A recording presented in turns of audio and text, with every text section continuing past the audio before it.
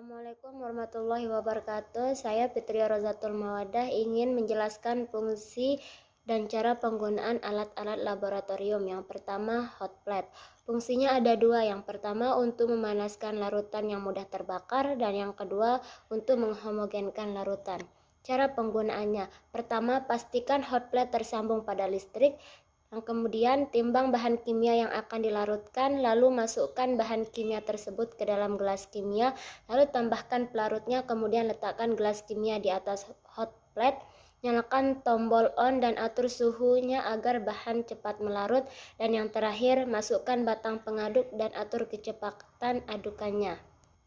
Yang kedua, water bath. Fungsinya untuk menciptakan suhu yang konstan dan menginkubasi pada analisis mikrobiologi.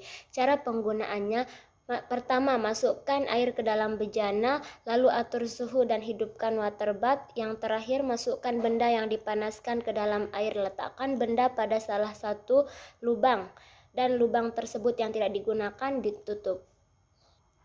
Dan yang ketiga, oven. Oven fungsinya memanaskan atau mengeringkan peralatan lab atau objek lainnya. Cara penggunaannya: hubungkan oven dengan listrik, lalu tekan tombol on-off-nya. Tunggu hingga oven menyala, lalu sesuaikan suhu dan sesuaikan timer yang diperlukan. Kemudian masukkan alat atau sampel yang akan di oven. Tunggu sampai proses pengopenan, kemudian ambil alat yang telah di oven dengan maksimal. Terakhir, matikan oven dengan menekan tombol off dan tunggu hingga display mati. Yang keempat, inkubator. Fungsinya untuk memproduksi kumpulan mikroba, pengembangbiakan serangga, dan membudidayakan organisme sel baik uniseluler maupun multiseluler. Cara penggunaannya: untuk menyalakannya itu hubungkan kabel ke stop kontak, nyalakan alat, sesuaikan suhu dalam inkubator, tekan tombol kanan atas sampai raih suhu yang diinginkan, lalu lepaskan tombol. Inkubator akan mengetahui suhu secara otomatis. Siapkan sampel, kemudian masukkan mikroorganisme yang akan diinkubasi. Kemudian cara mematikan inkubator berbalikan dengan cara menyalakannya. Yang kelima yaitu pipet. Pipet volume fungsinya memindahkan atau mengambil cairan dalam jumlah kecil. Cara penggunaannya: masukkan cairan ke dalam pipet yang akan dipindahkan, pasang penyedot atau rubber band pada ujung atas pipet, tekan rubber band, masukkan ujung bawah pipet ke dalam cairan yang ingin dipindahkan. Secara perlahan lepaskan tekanan rubber band hingga cairan masuk ke dalam pipet, kemudian siapkan wadah atau tempat untuk cairan tersebut.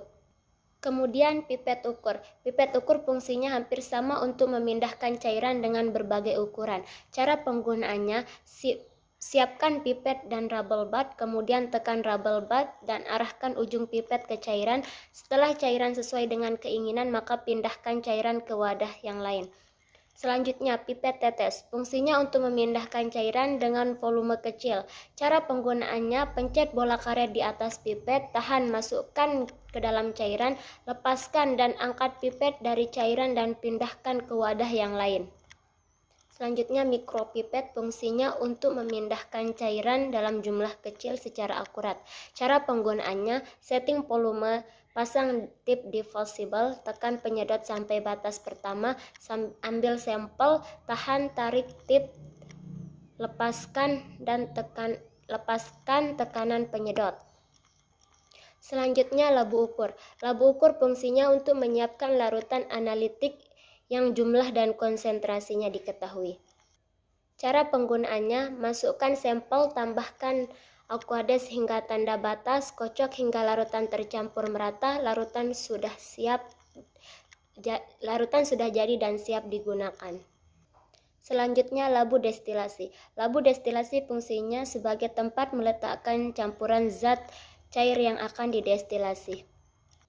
Cara penggunaannya: lihat titik didih sampel, susun alat destilasi, masukkan sampel pada labu destilasi, kemudian pipa yang ada di labu dihubungkan dengan alat tabung atau gelas kimia lainnya. Selanjutnya, labu alas bulat. Fungsinya untuk memanaskan atau mendidihkan larutan.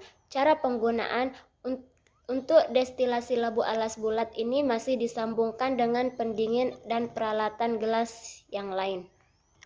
Selanjutnya Erlenmeyer, fungsi dari salah satunya adalah menjadi wadah dari bahan kimia cair atau tempat melakukan titrasi. Cara penggunaannya, pegang leher Erlenmeyer, masukkan larutan yang akan dititrasi, guncangkan secara perlahan serta lihat perubahan warnanya. Selanjutnya gelas kimia. Gelas kimia fungsinya sebagai tempat mereaksikan bahan, melarutkan bahan, dan memanaskan bahan. Cara penggunaannya yaitu menampung zat kimia yang korosif seperti asam atau zat-zat lainnya yang sangat reaktif.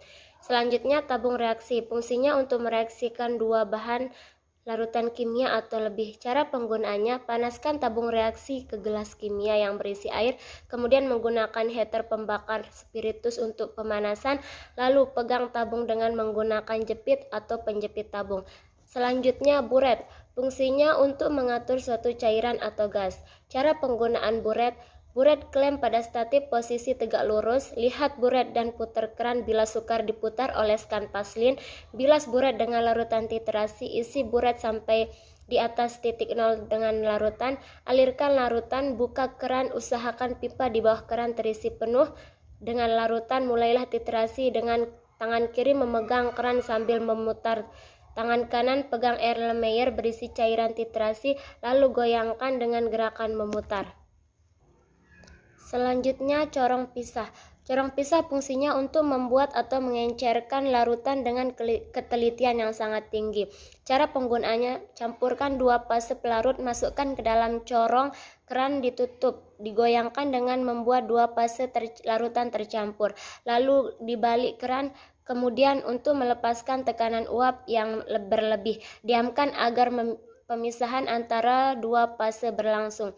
Selanjutnya gelas arloji, fungsinya sebagai wadah saat menimbang bahan kimia dan untuk mengeringkan padatan dalam desikator. Cara penggunaannya, simpan zat atau bahan kimia yang akan ditimbang di atasnya lalu ditimbang.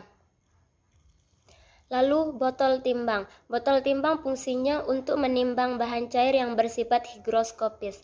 Cara penggunaannya, masukkan larutan yang akan ditimbang masanya ke dalam botol, lalu timbang botol beserta massa di dalam botol di neraca. Selanjutnya timbangan. Fungsinya untuk menimbang massa suatu zat. Cara penggunaannya, gantungkan beban pada pengait, tunggu hingga stabil. Lihat hasil pengukuran pada skala yang tertera. Selanjutnya, desikator. Fungsinya menghilangkan air dan kristal hasil pemurnian alat. Ini juga mengandung zat pengering untuk mengeringkan zat-zat lainnya. Cara penggunaannya, membuka penutup dengan cara menggesernya, letakkan alat yang dikeringkan ke desikator, tutup kembali dengan menggesernya, lalu tunggulah hingga dingin dan bebas air dibuka kembali desikatornya. Selanjutnya corong buncen. Fungsinya memisahkan suatu cairan filtrat dari endapannya. Cara penggunaannya, letakkan corong ke penyedot atau vakum untuk menyaring, siapkan kertas saring berpori. Letakkan di atas corong sampel cairan yang akan ditarik ke wadah menggunakan hisapan vakum. Selanjutnya yang terakhir, lemari asam. Fungsinya untuk mengontrol pengaruh udara berbahaya, peralatan lab hingga bahan penelitian.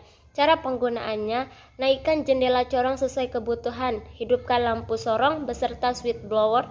Apabila sudah aktif, hindari peracikan zat kimia ke wajah, turunkan jendela sorong setinggi bahu. Apabila pekerjaan sudah selesai, bersihkan meja dan matikan lampu dan tutup jendela. Hanya ini yang bisa saya jelaskan. Terima kasih. Wassalamualaikum warahmatullahi wabarakatuh.